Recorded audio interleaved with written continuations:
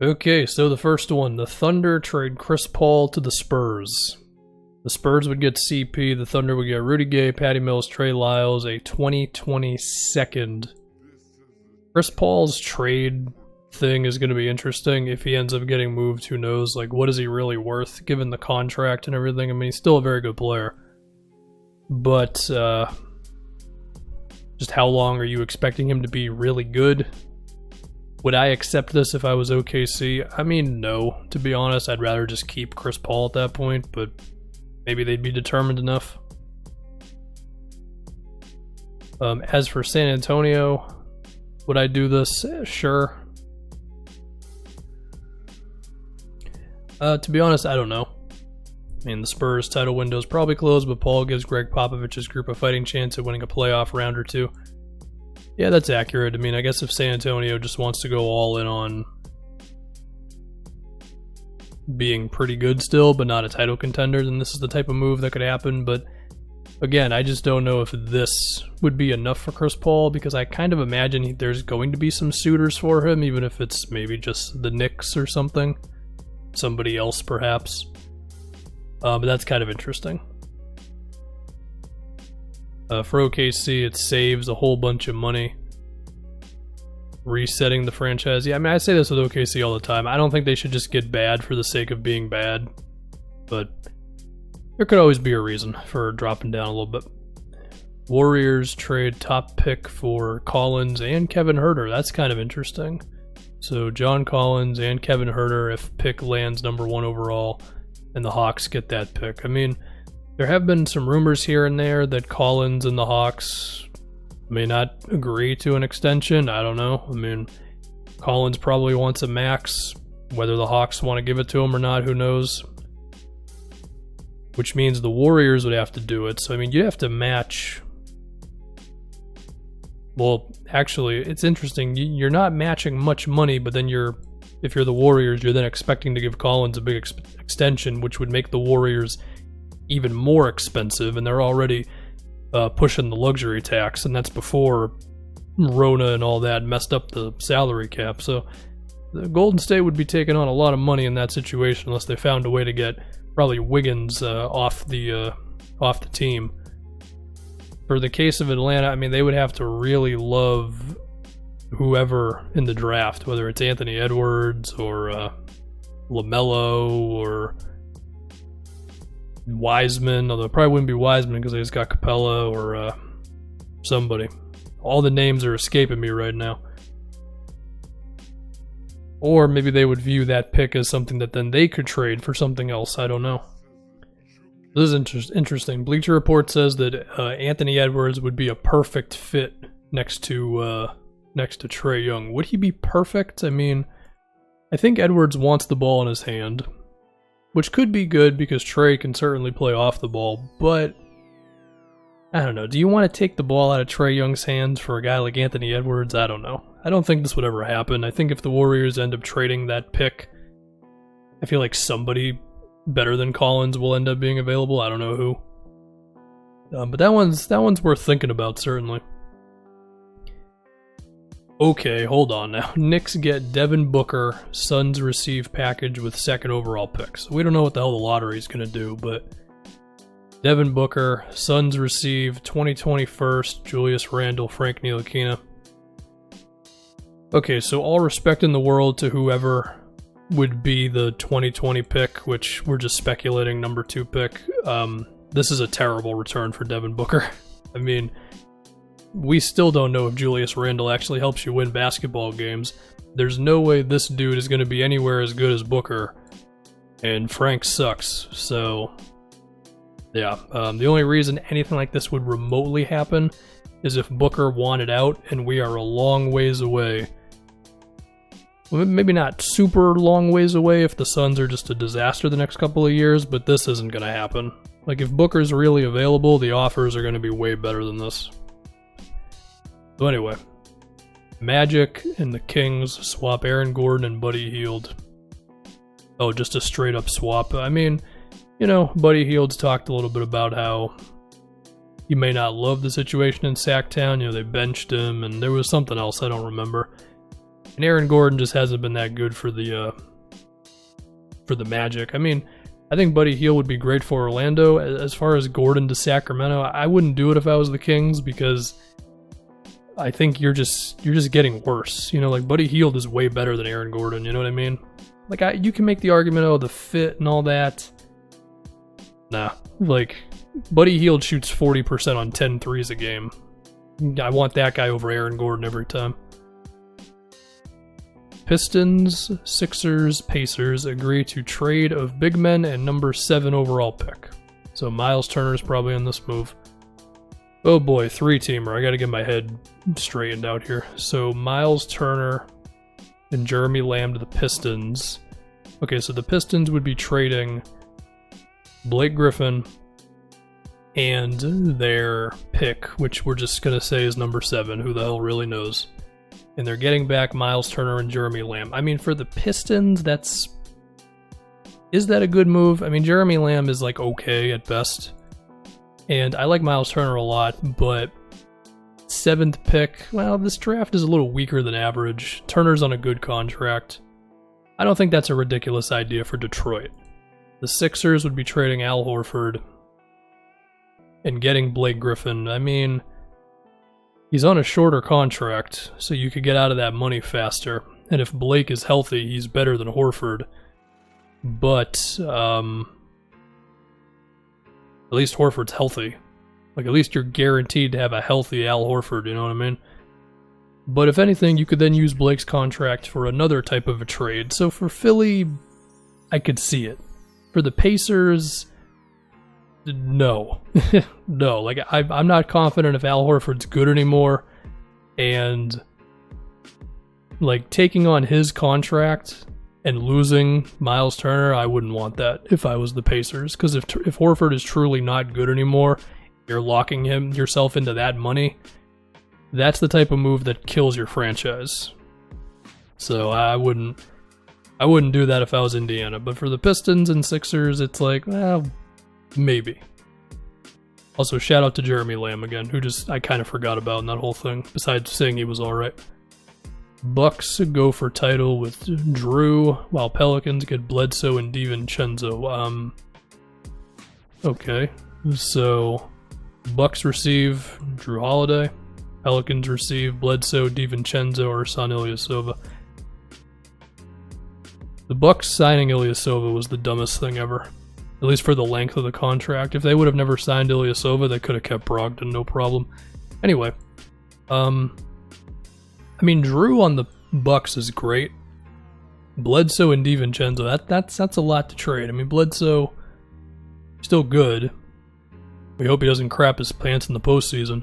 DiVincenzo's getting better. And there's a chance that DiVincenzo could be a really good two-way player. He made a big jump this year. He still only averages like 9 points or whatever, but defensively he's good, his shot is good. He does a little bit off the dribble. He just kind of knows what to do possession to possession, and we'll have to see if he can take a bit more of a scoring jump. All that for Drew. I mean, that would certainly be a right now type of a move. I guess the idea would be, do you have the confidence of replacing DiVincenzo off the bench? I don't know. I mean, Drew's certainly the better player here. Now, as far as the Pelicans are concerned, would I do this? No. I think Drew Holiday is way too valuable for the Pelicans, so I probably should have started with that.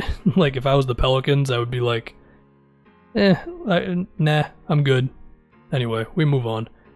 Lakers, Nets swap Kuzma and Jared Allen. Okay.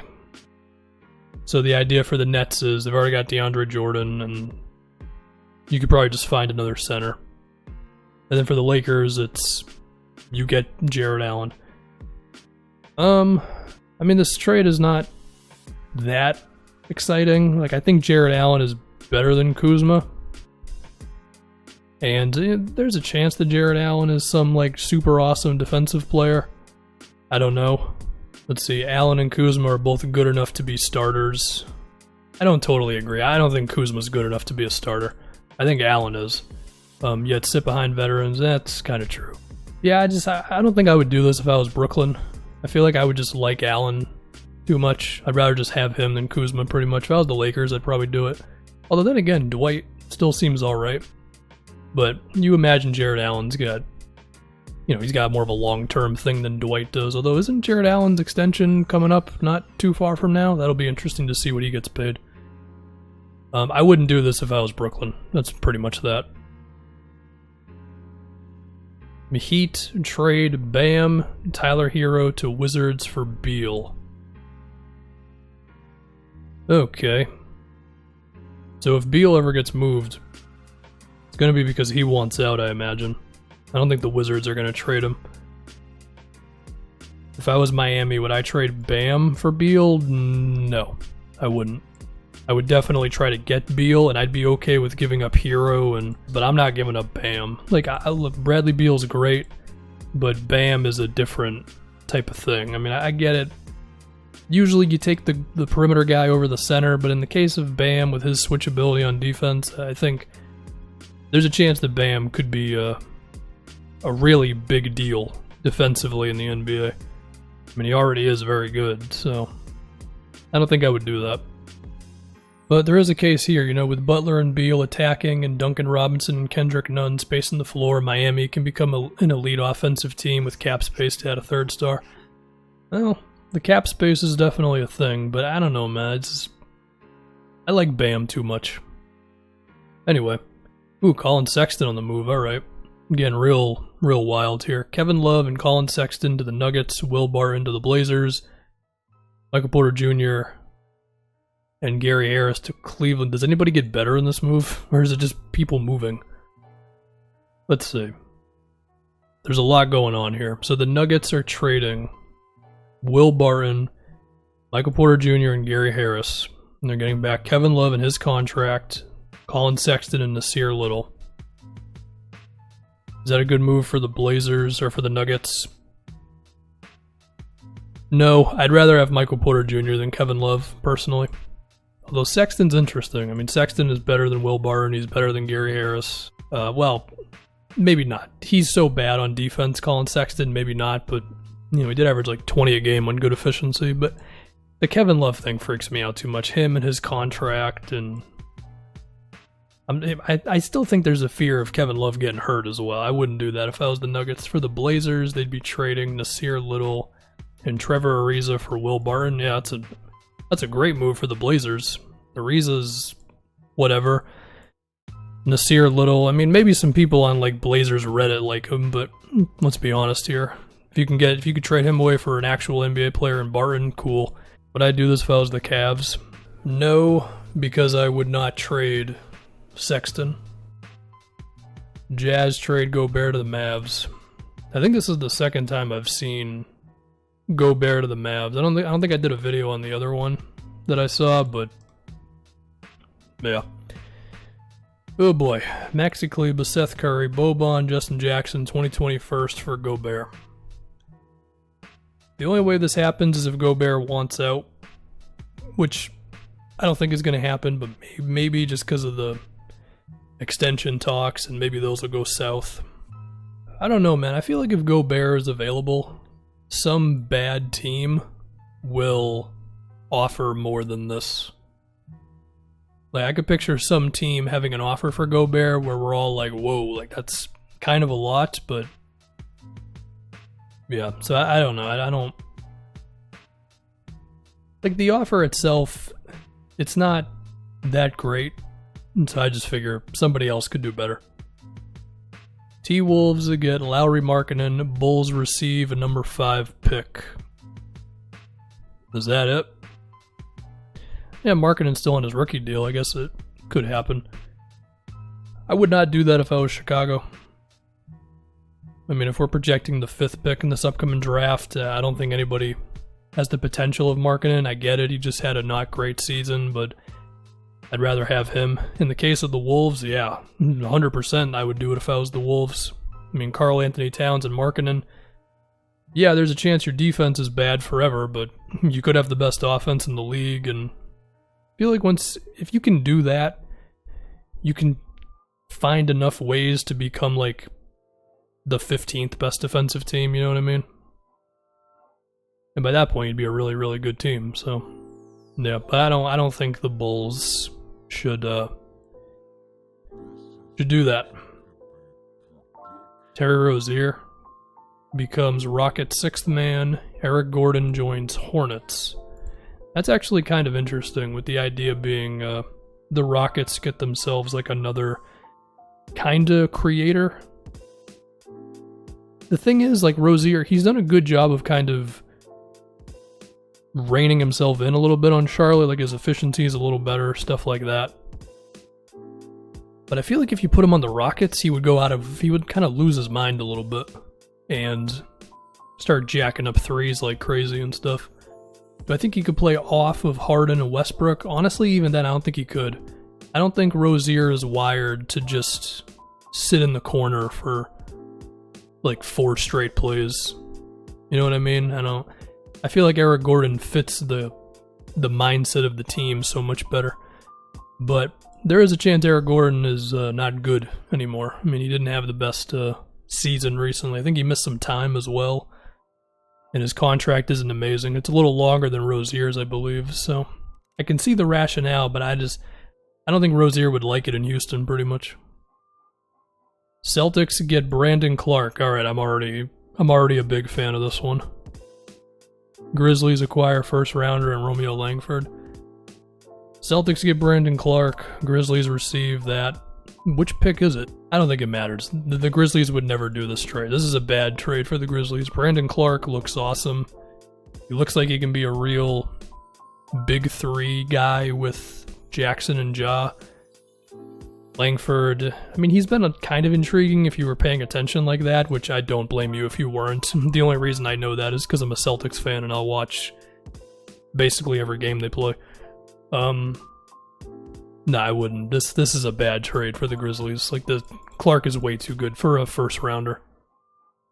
Kyle Lowry rejoins Kawhi Leonard on Clippers. Raptors get Lou Will and Pat Bev. Okay. Clips get Lowry. Lou the Shoe, Pat, Zubac, Roddy Magruder. Does either team get better? Like, Lowry is the best player in this move, but losing Lou and Pat Bev and Zubac could be a lot. I mean, I don't know. You could replace Zubac. Pat Bev. I mean, the Clippers probably get better. Like, he's good. You know, I mean, he was legit in the finals. I think he averaged like 16 and 6 or something in the finals on good efficiency.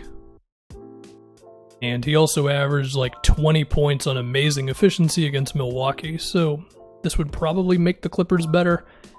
As for the case for the Raptors, I mean, I'm good. If I was the Raptors, I wouldn't do that. So yeah, there's some trade offers for you. What were the ones that I actually was like okay with? Did I like any of these? I'm very good at talking myself out of trades, I gotta say. There had to have been one that I was like a big fan of for both teams. You know what? I just scrolled through the whole thing and no, I didn't like a single trade offer. I mean, for one team maybe, but for both teams, no. So I don't know what that means.